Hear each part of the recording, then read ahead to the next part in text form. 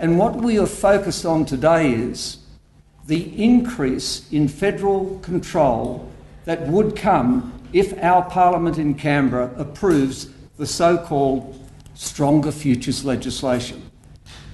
No one has as yet understood in these remote communities how much of their life can be overtaken by a minister and a government remote from them in Canberra, because the so-called land reform measures of this legislation shift massive amounts of control, not only for this 10 years, but beyond the sunset period. It is the most damaging attack on all that the land rights struggle achieved in the mid-70s that I have seen in my lifetime, because we are moving control of Aboriginal lives to Canberra. Even the Northern Territory government in Darwin will lose a great deal of power under this legislation.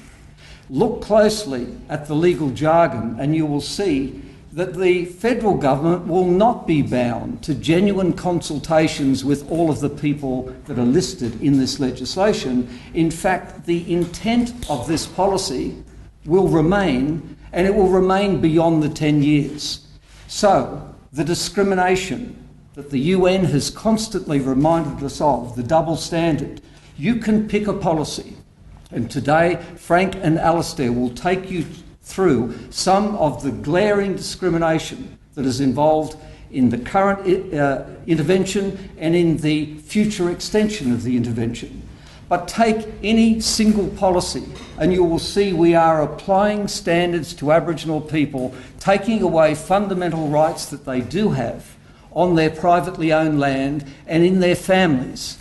The message that we are sending to them is counterproductive to what we who work on the front lines of Aboriginal health and education know is necessary, which is empowerment, which is trusting, respecting, and finding a language and taking the time to listen to people who have been struggling over these past 5 years to say, this is how we could do this together. So in the Close the Gaps report that we have heard from the Prime Minister this morning, there is no acknowledgement that the gap is in fact widening in these prescribed communities under the Northern Territory intervention, and that the Stronger Futures policy can only widen the gap because it will increase the disempowerment, the frustration and the pain.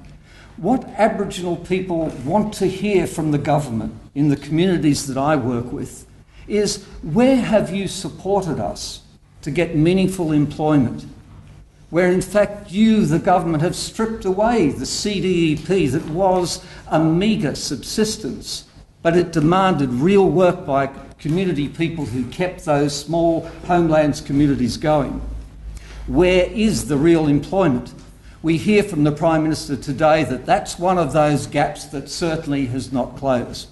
In the schools, where during the intervention period attendance has dropped alarmingly, where is the acknowledgement from the Prime Minister that in fact the intervention policy, this punitive, threatening and removal of the rights of any mother or father about the well-being of their children, is contributing to the widening of the gap, this space between us? This is why many Aboriginal children will conclude in those communities, school must be a gubba place. It's part of this system that doesn't understand us, does not listen to us, and where have they provided a pathway to something better?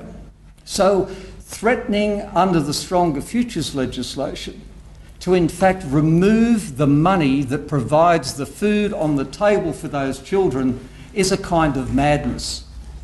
The twisted logic of this Stronger Futures legislation is a kind of madness, because we are going to create with this more damage, more sense of disappointment and even betrayal.